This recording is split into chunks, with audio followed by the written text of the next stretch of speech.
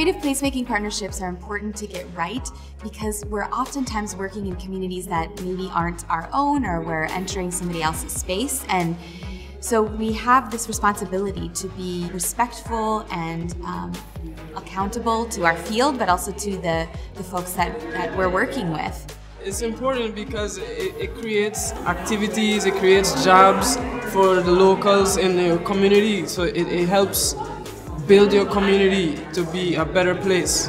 It creates a network of support. We're a small island, we're very insular, there's a lot of big personalities, and sometimes people don't know how to collaborate.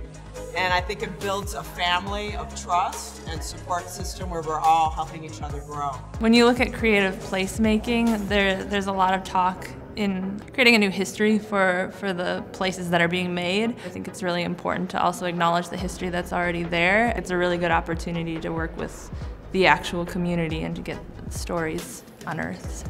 So creative placemaking partnerships are important to get right because places don't exist in a vacuum. And so when you're working in spaces, if you don't have the right people at the table in that process of making places, you might not get it right and you might actually end up doing more harm.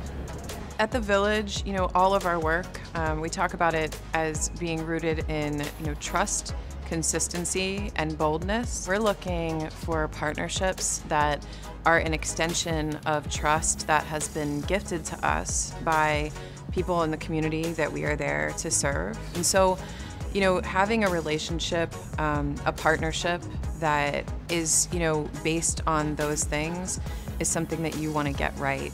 It's essential to get these partnerships right because communities have shown you a lot of trust by inviting you in to share their meals, to share their culture and traditions. And so any partners that you bring in to do this work with you, you need to make sure that you've taken as much care with them as the communities have taken with inviting you into their home.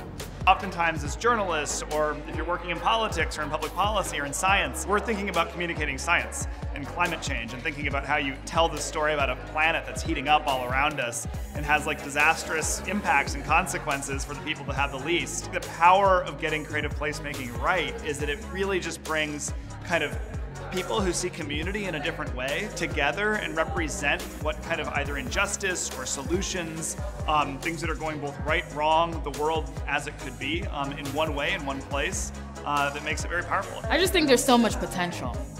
When you're working in communities where you're trying to help people imagine a new world, there's so much potential. And so why play with that? I think as creative placemaking folks, we have an opportunity to really take that potential, take that imagination seriously, because that's what's going to build the future world that we want to live in.